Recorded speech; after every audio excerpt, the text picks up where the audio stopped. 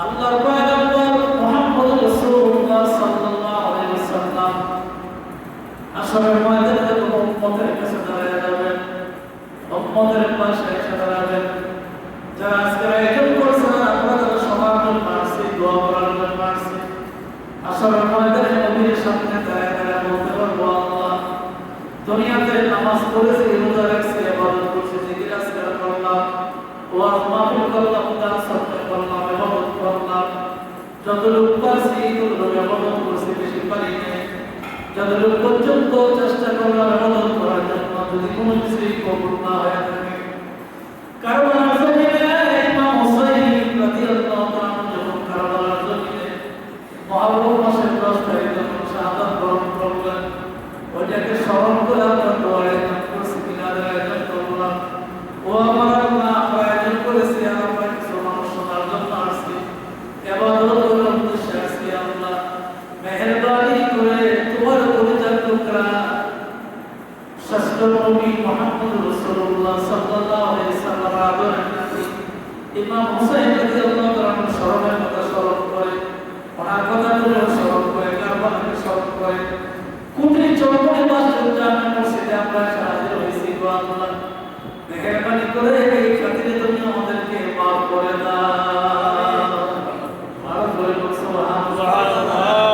আল্লাহ মাফ করতে পারেন, কি বলেন পারেন? আল্লাহ মাফ করতে পারেন। কারণ কারবালার ইতিহাস হলো করুণ ইতিহাস, খুব ভয়াবহ ইতিহাস, অত্যন্ত কঠিন ইতিহাস। আল্লাহ নবীর কলিজার টুকরা নাতি ইমাম হুসাইন রাদিয়াল্লাহু তাআলাকে সন্তানের মতো ভালোবাসতেন। এক পর্যায়ে নবী বলছেন, আমি আমার চেহারা দেখলে ইমাম হুসাইনের মতো মনে হয়। ইমাম হুসাইন বলছেন, আমার চেহারা দেখলে নানার মতো মনে হয়। নানা এবং নাতির চেহারা একরকম দেখা যায়। নানা এবং নাতির এত মহব্বত ছিল, এত ভালোবাসা ছিল, এত মায়া ছিল। আল্লাহ নবী মুহাম্মদ রাসূলুল্লাহ সাল্লাল্লাহু আলাইহি ওয়াসাল্লাম সাজদার মধ্যে পড়ে গেলেন। নবীজির কলিজার টুকরা নাতি এসে কারোর উপরে বসে গেলেন। নবীজির সাজদা থেকে মাথা উঠাইতে পারে না। জিবরাইল এসে ডাকতে, ও নবী, সাজদা থেকে মাথা উঠাইতে হবে না নবীজি। যতক্ষণ পর্যন্ত আল্লাহর কলিজার টুকরা নাতি ইমাম হাসান আর হুসাইন যতক্ষণ পর্যন্ত ইচ্ছা করে কার থেকে না নামবে, ততক্ষণ পর্যন্ত সাজদার ভিতরে পড়ে পড়ে আল্লাহর তাসবিহ আদায় করে। সুবহানাল্লাহ। ও আল্লাহ কত ভালোবাসতেন, নবীজি শুধু ভালোবাসতেন সেটাই তো। নবীজি ওনার বিয়ের করে নাতি, ওনার ছেলে ছিল, নবীজির ছেলে ছিল, কিন্তু এরা ছোটকালে দুনিয়া থেকে বিদায় হয়ে গেছে, আল্লাহ নিয়ে গেছে। এটা অনেক বড় একটা কারণ, সেটা বলতে চাচ্ছি। তো কলিজার টুকরা সন্তানকে মেয়েদেরকে রাখছে, নবী ছেলেদেরকে নিয়ে গেছে। কিন্তু মেয়ের ঘরে নাতি যারা ছিল তাদেরকে বাউদের বাদর করতে, মায়া করতে, নিজের সন্তানের মতো। আল্লাহ নবীর একটা কিয়ামত পর্যন্ত আমার নাতি ইসলামের জন্য যা করে গেছেন তা তোমরা অনুসরণ করবে, অনুকরণ করবে। কারণ হলো কিয়ামত পর্যন্ত আমার যত উম্মত গুলো আমার নাতিকে ভালোবাসবে, আমি নবী তাদেরকে ভালোবাসবো। আমি আল্লাহর নবীকে যারা ভালোবাসবে তারা আল্লাহকে ভালোবাসে, আল্লাহকে যারা ভালোবাসে তাদের ঠিকানা হইল আল্লাহর জান্নাত। সুবহানাল্লাহ। ঠিকানা কি? আল্লাহর জান্নাত। তাই আপনাকে ভালোবাসবেন। যারা এই ধরনের করবেন তারা কার ভালোবাসা মানে ও কার অনুপ্রেরণায় কার ভালোবাসায় করছেন? ভালোবাসা ছিল নবীজির আহলে বায়াতের, ভালোবাসা ছিল নবীজির মুহাব্বতের, ভালোবাসা ছিল নবীজির ভালোবাসা, নবীজির আওলাদের ভালোবাসা। আল্লাহ আমার আহলে বায়াতকে যারা ভালোবাসবে আমিও তাদেরকে ভালোবাসবো, আমি তাদেরকে ভালোবাসবো এবং তাদেরকে যারা ভালোবাসে আমি নবীকে ভালোবাসা হয়ে যায়। আমি নবীকে যারা ভালোবাসে আল্লাহকে তারা ভালোবাসে, আল্লাহকে যারা ভালোবাসে তাদের বিনিময়ে আমার আল্লাহ জান্নাত দিয়া দিন করে। সুবহানাল্লাহ। আল্লাহু আকবার। আল্লাহু আকবার। বাবা আমার ভাইয়েরা, আল্লাহ নবী এই পৃথিবীর জমিন থেকে কলিজার টুকরা নবীজি দুনিয়ার জমিন থেকে বিদায় হয়ে যাবেন। এর আগে আগে আল্লাহর নবী ঘরের ভিতরে বসে রয়েছেন। ইমাম ইমাম হুসাইন রাদিয়াল্লাহু তাআলা এইভাবে ঘাড়ের ভিতরে ধরে নবীজি এইভাবে হাত দিয়ে বেষ্টন করে নবীজি শুয়ে রইলেন। এমন সময় নবীজির কলিজার টুকরা উম্মে সালিমা রাদিয়াল্লাহু তাআলা আনহা উনি আস্তে করে ঘরের ভিতরে প্রবেশ করলেন।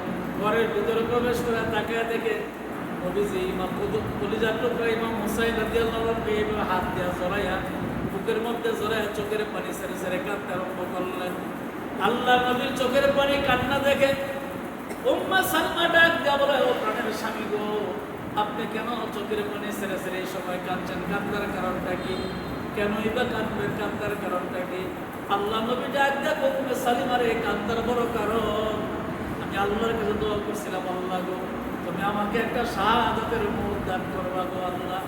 কারণ হলো শাহাদাতের মৌত সবচেয়ে উত্তম মৌত। দুনিয়াতে মানুষ যেভাবে মারা যায় এর ভিতরে শাহাদাতের মৌত রইল উত্তম মৌত। আল্লাহ তুমি আমাকে এটা তুমি দান করবা। আল্লাহ নবী আল্লাহর কাছে দোয়া করছেন। উম্মে সালিমাকে ডাক দিয়ে বলো, উম্মে সালিমা রে, আমি আল্লাহর কাছে দোয়া করছি, দোয়া কবুল হয়েছে, কিন্তু এটা আমার দ্বারা আল্লাহ পাক পূরণ করবেন না।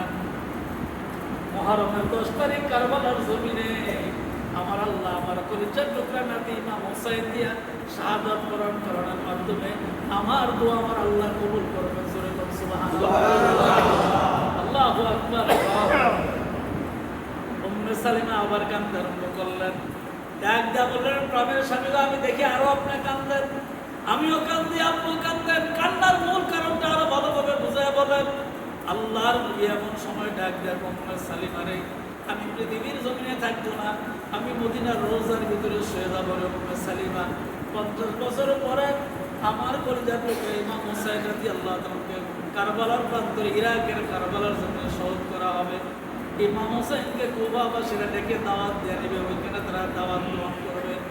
সহজ সরল মানুষ ইমাম হুসাইন রাদিয়াল্লাহু তাআলা আমার কলিজার টুকরা নাতিকে দাওয়াত দিয়ে ওই জায়গার ভিতরে নেবে। ওই জায়গার ভিতরে নিয়ে সুন্দর করে তারা দাওয়াতের নামে ষড়যন্ত্র করে তারা দুনিয়ার জমি থেকে বিদায় করে দিবে। ফোরাতের নদীর পানি তারা আটকে দিবে। সালিমারে ডাক দেখো, সালিমারে তুমি শুনে রাখো, আমি মদিনার রোজার ভিতরে শুয়ে থাকবো, তখন তো আর আমি দুনিয়ার জমির উপরে থাকবো না, রোজার ভিতরে থাকবো। কিছুক্ষণ আগে জিবরাইল আলাইহিস সালাম আমার কাছে কিছু মাটি দিয়ে গেছেন, কারবালার জমিনে কিছু মাটি আমার কাছে দিয়ে গেছেন। এই মাটিগুলো একটা কাঁচের শিশির বোতলের ভিতরে তুমি বইরা রাখবা। যেদিন তুমি দেখবা কারবালার জমিনের মাটিগুলা, এই সাদা মাটিগুলা শিশির ভিতরে লাল হয়ে গেছে, ওই দিন মনে করবা কারবালার জমিনে আমার কলিজার টুকরা নাতি ইমাম হুসাইন রাদিয়াল্লাহু তাআলা শহীদ হয়ে গেছে। জোরে বলুন সুবহানাল্লাহ, আল্লাহু আকবার, সুবহান বলে বলেন আল্লাহু আকবার, আল্লাহু আকবার। আপনি খেয়াল করছেন কত গুরুত্বপূর্ণ কথা। নবীজি থাকা অবস্থায় জিবরাইল আলাইহিস সালাম কারবালার জমিনের মাটি ওনার কাছে দিয়ে গেছে। এবং নবীজির বিবিদের ভিতরে একজন বিবির নাম ছিল উম্মে সালমা, মানে উম্মে সালিমা। তো ওনাকে নবীজি আয়েশা দেখে যে কাঁদতেছে, কান্নার অবস্থায় প্রশ্ন করছে, আপনি কাঁদলেন কেন?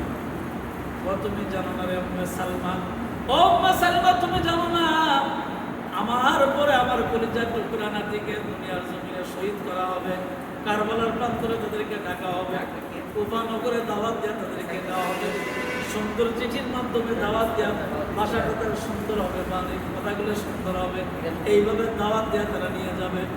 কিন্তু তারা তার চিঠির ভাষা থাকবে খুব সুন্দর, চিঠির ভাষাটা হবে খুব সুন্দর, কিন্তু নিয়ত হবে খুব খারাপ। নাউজুবিল্লাহ। এরকম মানুষ আমাদের সমাজে আছে, মুখে বলে একরকম, কাজে করে আরেক রকম। জোরে কোন আছে না? আছে না? আছে। আল্লাহ পাক ডাক দিয়ে বলেন, ও নবীজি, যারা মুখে বলে একরকম, কাজে করে একরকম, এদেরকে বলা হয় মুনাফিক। মুনাফিক কখনো আল্লাহর জান্নাতে যাবে না। আল্লাহু আকবার, আল্লাহু আকবার। মুনাফিক কখনো আল্লাহর জান্নাতে প্রবেশ করবে না, আল্লাহর জান্নাতে প্রবেশ করবে না। উম্মে সালিমাকে ডাক দিয়ে বলে, উম্মে সালিমা রে, আমি তোমার শেষ কথাগুলো বইলা যাই। মাটিগুলা জিবরাইল আলাইহিস সালাম দিয়ে গেছে, এটা আমি তোমার কাছে দিয়া যাই। মাটিগুলা কাঁচের শিশির বোতলে, কাঁচের বোতলের ভিতরে তুমি বইরা রাখবে। যেদিন তুমি দেখতে পাইবা কাঁচের এই শিশির মাটিগুলা, সাদা মাটিগুলা লাল হয়ে গেছে, ওই দিনই তুমি মনে করবা আমার কলিজার টুকরা আদরের নাতি ইমাম হুসাইন আল্লাহর হুকুমে কারবালার জমিনে ইসলামের জন্য শহীদ হয়ে গেছে। আরো জোরে আল্লাহু আকবার। আল্লাহু আকবার। আল্লাহু আকবার। আল্লাহু আকবার। আমার ভাইরা আরো মনোযোগ দিয়ে কথাগুলো শোনান। আল্লাহর নবী এইভাবে করে বলে গেছেন, নবীজি রোজার ভিতরে 63 বছর বয়সে আস্তে করে আল্লাহর হুকুমে শুয়ে গেছেন, দুনিয়ার জমিন থেকে বিদায় হয়ে গেছেন। আল্লাহ পাক ডাকতে হলো, দুনিয়ার মানুষ তোমরা শোনো, ইমাম হোসেন রাদিয়াল্লাহু তাআলা প্রভাবাসে সুন্দর করে ইয়াজিদের সৈন্যরা ইয়াজিদ দূরে রইল।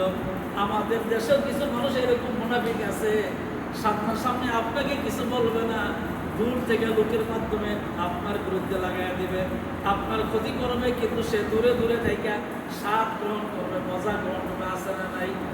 কথা বলেন, এরকম মুনাফিক আছে না নাই? ইয়াজিদ সরাসরি যুদ্ধ অংশগ্রহণ করেন নাই, ইয়াজিদ সরাসরি আসেন নাই। ইয়াজিদ মিশর মাইয়া সিরিয়ার জমিনে চোখগুলা বৈশা রয়েছে, কারবালার প্রান্তরে কুফানগরে যুদ্ধ লাগাই দিছে। আল্লাহর নবীজির কলিজার টুকরা নাতি ইমাম হোসেন রাদিয়াল্লাহু তাআলা সহজ সরল মানুষ, উনি সহজ ছিলেন, সরল ছিলেন। উনি সরলভাবে, চিঠির ভাষা ছিল খুব সুন্দর। উনি চিঠি পাইয়া সবাই কিনা দৌড়ে চলে আসছেন। ওনার সঙ্গীর সাথে ছিল 72 জন পুরুষ মানুষ, মহিলা ছিল 100 জন, আর পুরুষ ছিল 72 জন। এই 72 জন কিনে সুন্দর করে কারবালার প্রান্তরে চলে আসলেন, কুফা নগরে চলে আসলেন, কারবালাতে চলে আসলেন।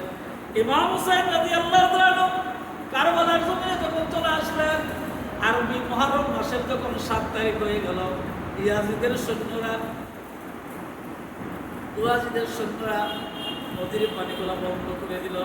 পানি যখন বন্ধ করে দিল, পানি বন্ধ করে দেওয়ার পরে 7 তারিখ চলে গেল, 8 তারিখ চলে গেল, 9 তারিখ রাতের বেলা চলে আসলো। এইভাবে 3 দিন পর্যন্ত পানিগুলা বন্ধ করে রাখলো।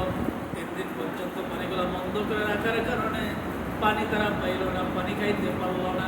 পানিগুলা যখন বন্ধ করে রাখলেন, এমন সময় আমার আল্লাহ ডাক দেখো, ও পয়গম্বর, আপনি মদিনার রোজার ভিতরে শুয়ে রইলেন, আপনার কলিজার টুকরা আদরের নাতি কুফাবাসীর চিঠি পাইয়া স্মরণ করে তারা ওইখানে চলে গেছেন।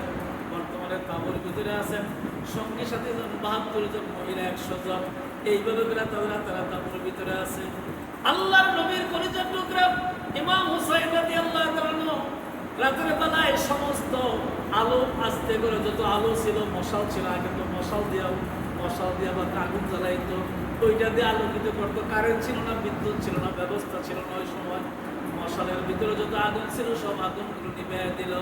ইমাম হুসাইন রাদিয়াল্লাহু তাআলা 72 জনকে তাঁবুর ভিতরে ডাইকে না বললো, আমার সাথীরা রে, আগামীকাল সকালবেলা ফজর নামাজের পরে 10 তারিখ শুরু হয়ে যাবে। রাতের মাগরিব থেকে তো 10 তারিখ শুরু হয়ে গেছে, কিন্তু দিনটা শুরু হয়ে যাবে ফজর নামাজের পর থেকে। ও আমার সাথীরা রে, তোমরা আমার সাথে থাকো না, তোমরা যদি আমার সাথে থাকো তাহলে কারবালার প্রান্তরে তোমরা শহীদ হইতে হবে। তোমাদের উপর তারা মারবে, তারা তোমাদেরকে হত্যা করবে, তারা তোমাদেরকে শহীদ করে দিবে। সুতরাং তোমরা আমার সঙ্গে থাকো না, তোমরা আমার সঙ্গী ত্যাগ করে মদিনার দিকে চলে যাও। জোরে বলুন সুবহানাল্লাহ। এটা জবানটা খুলে বলেন আল্লাহুম্মা সাল্লি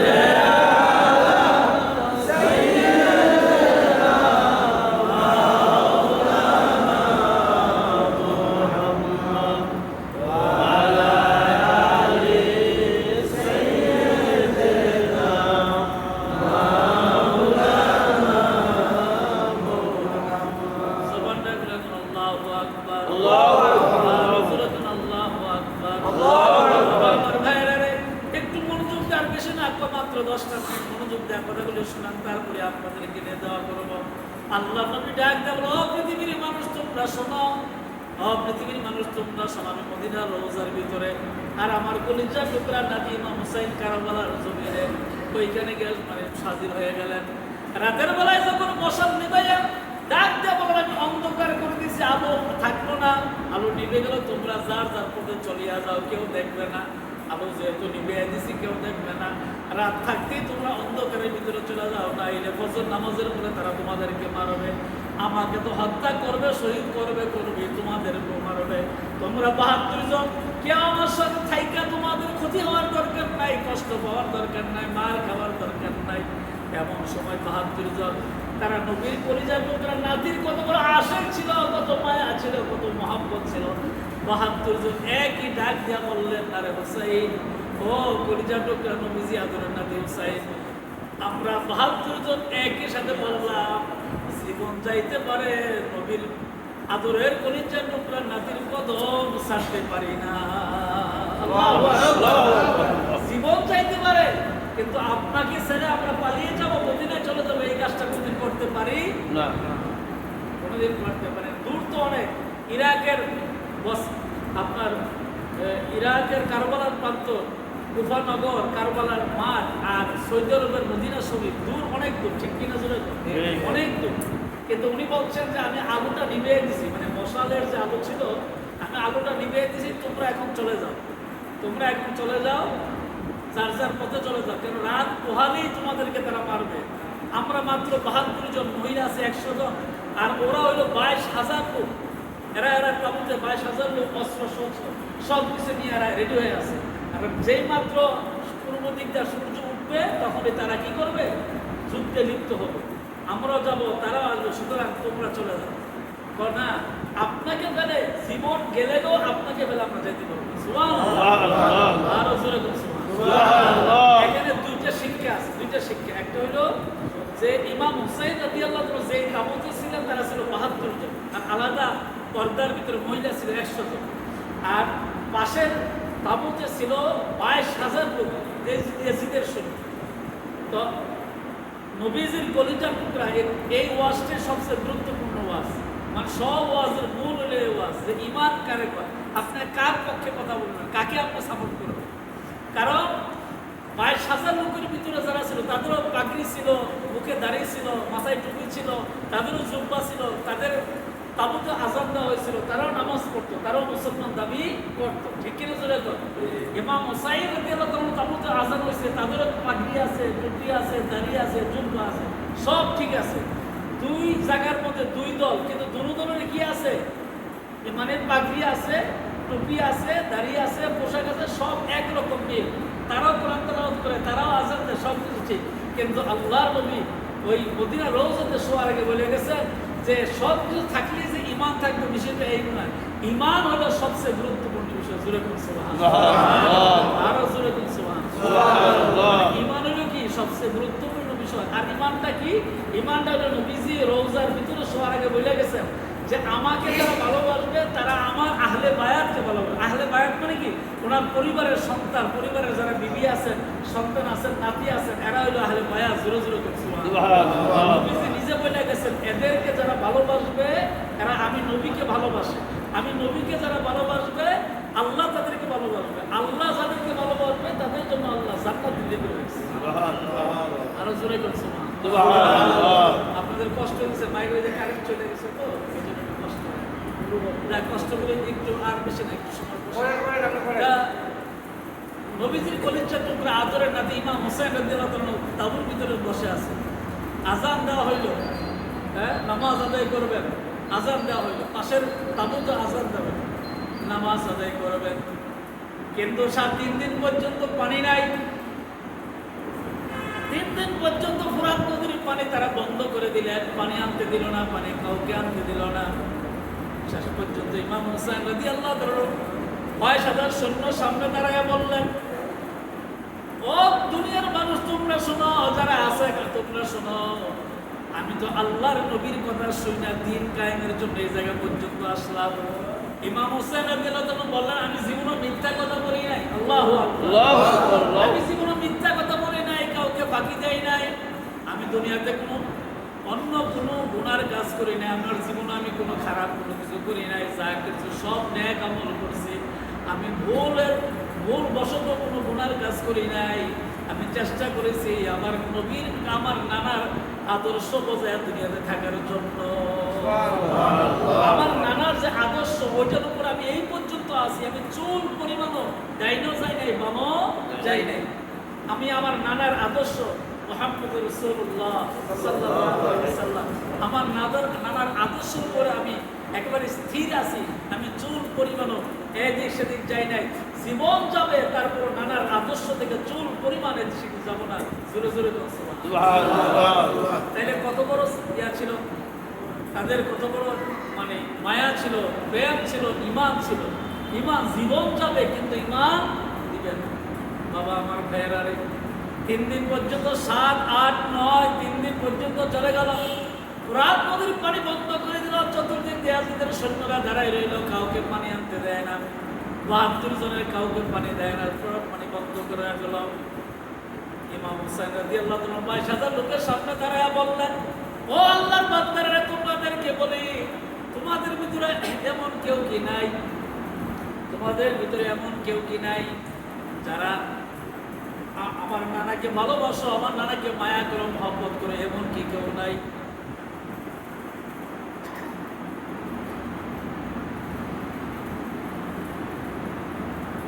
এমন কেউ কি নাই আমার নানাকে ভালোবাসো, আমার নানাকে মায়া করো, মহব্বত করো, এমন কি কেউ নাই? 22,000 মানুষের ভিতরে কি কেউ নাই?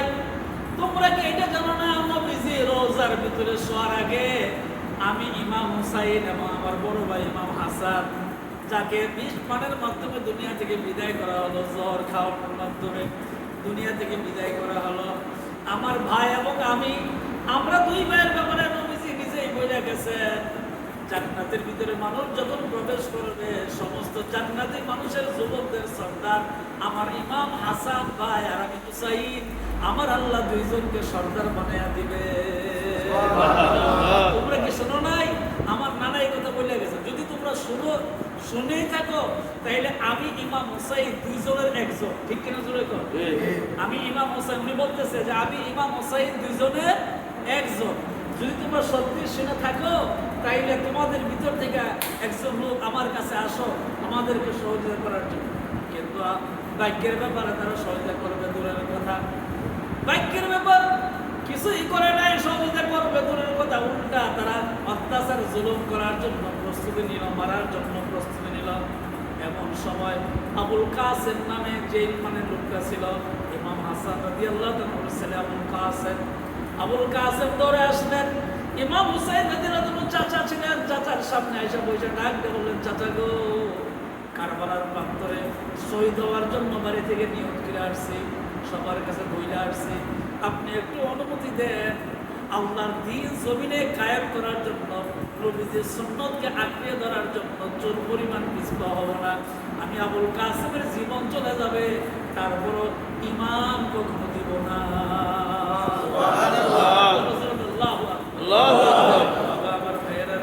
এইভাবে উনি ওনার কথাগুলি বললেন।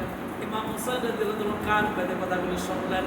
ডাক দেওয়ার বাতিজারি, একদিক দিয়ে বাতিজা, আরেক দিক দিয়ে মেয়ের জামাই, বাতিজাকে ডাক দিয়ে বলল, বাতিজারে যাই কিছু বলো না কেন, তোমার কথা আমি শুনছি ঠিক আছে, কিন্তু কারবালার প্রান্তরে তুমি নিয়ত করে আসছো, নিয়ত ছিল তুমি শহীদ হবা, তা ঠিক আছে, সব কিছু ঠিক আছে, কিন্তু তোমরা যদি চলে যাও, তাইলে আমার বিবিকে, সাহার বালুকে কে সান্ত্বনা দিবে? তোমরা যদি চলে যাও, তাইলে আমার বিবি সাহার বালু যে আছে, তাকে কে সান্ত্বনা দিবে? সান্ত্বনা দেওয়ার মতো তো কেউ থাকবে না, সুতরাং তোমরা এটা করো না। এমন সময় আবুল কাসেম ডাকতে বলে, চাচা গো, যদি আমরা কারবালার প্রান্তরে শহীদ না হয়, তাহলে মনের যে আশা ছিল এই আশাটা রয়ে যাবে, আমার মনের আশা পুরা হবে না। আমরা চাই কিয়ামতের কঠিন ময়দানে মুহাম্মদুর রাসূলুল্লাহ সাল্লাল্লাহু আলাইহি সাল্লামের সাথে হাসরের ময়দানে সামনে দাঁড়ায় বলতে পারবো, আল্লাহ, ও আল্লাহর নবী, আমরা আপনার নাতির জন্য জীবন দিছি, কিন্তু ঈমান দেই না। আল্লাহু আকবার, আল্লাহু আকবার। এই কথা বলে বিদায় নিয়ে যুদ্ধের ময়দানে শরীক হয়ে গেলেন। যুদ্ধ করতে করতে করতে করতে শহীদ হয়ে গেলেন। তারপরে ইমাম হুসাইন রাদিয়াল্লাহু তাআলা কলিজার টুকরা আলী আকবর আসলেন। আলী আকবর এসে ডাকলেন, আব্বা আসসালামু আলাইকুম, সুন্দর করে সালাম দিলেন, বাবার সামনে দাঁড়াইলেন। ডাক দিয়ে, বাবা গো, আপনার কাছে যত কথা বলবার ভিতরে প্রথম কথা হইল, 3 দিন পর্যন্ত ফোরাত নদীর পানি বন্ধ করে রাখছে, পানির পিপাসায় কাতর হয়ে গেছি গো আব্বা, পানির কষ্ট আর সহ্য করতে পারতেছি না, একটু পানির ব্যবস্থা করে দিবেন কি, আমরা আর সহ্য করতে পারি না। আল্লাহ নবীর কলিজার টুকরা ইমাম হুসাইন রাদিয়াল্লাহু তাআলা চোখের পানি ছেড়ে ছেড়ে কাঁদছে, আর ডাকতে বলে, আলী আকবর রে, বড় কষ্ট নিও না, তুমি আমার নানার কথা স্মরণ করে দিয়েছো। পানি পানি বলে, পানি পানি বলে, ফোরাত নদীর পানি 3 দিন বন্ধ হওয়ার কারণে পানি পানি বলে চিৎকার করো, আর পানি পাওয়ার জন্য, পানি পান করার জন্য আমার কাছে আসছো। তোমরা শোনো রাখো, যেই দিন আমার আব্বা আলী রাদিয়াল্লাহু তাআলা, আমার আম্মা ফাতেমা রাদিয়াল্লাহু তাআলা, আমার আব্বা আম্মা ঘরের ভিতরে যখন ছিল, 3 দিন পর্যন্ত চুলায় আগুন ধরত না। আল্লাহু আকবার। কয় দিন? 3 দিন পর্যন্ত চুলায় আগুন ধরত না। কোনো খানা নাই, কিছু নাই, কোনো কিছু খাওয়ার মতন কোনো কিছু নাই। তখন পানি পর্যন্ত ছিল না। আমার নানা যখন দৌড়ে আমাদের বাড়িতে আসতো, আমার বড় ভাই ইমাম হাসান আর আমি ইমাম হুসাইন আর নানার আঙ্গুল চুইসা চুইসা পানির পিপাসা নিবারণ করতাম। পানির পিপাসা নিবারণ করতাম। ও মুসলমান, আমি তো আগে তোমাদের বইলা গেছিলাম কারবালার প্রান্তরে ইমাম হুসাইন শহীদ হয়ে যাবে। আল্লাহ পাক ডাক দিয়ে বলেন, ও পৃথিবীর মানুষ তোমরা শোনো। আলী আকবর ডাক দিয়ে বলেন, আব্বা কোথায় কি করবো? কয়েকটা কাজ করো। আমি যেমন করে আমার নানার আঙ্গুল পানির পিপাসায় চুষতে চুষতে নিবারণ করেছি, আমার ডান হাতটা বাড়াইয়া দিলাম। আমি কিছুই করতে পারবো না, তোমাদের জন্য পানি আইনা দিতে পারবো না। আমার ডান হাতের আঙ্গুলটা বাড়াইয়া দিলাম, সাদা আঙ্গুলটা ছোট চুষে পানির পিপাসা নিবারণ করে না। আল্লাহু আকবার, আল্লাহু আকবার, আল্লাহু আকবার। আমার ভাইরা রে, এইভাবে করে তাবুর ভিতর থেকে বাবার আপন বাবার কাছ থেকে বিদায় নিয়ে যুদ্ধের ময়দানে চলে গেলেন।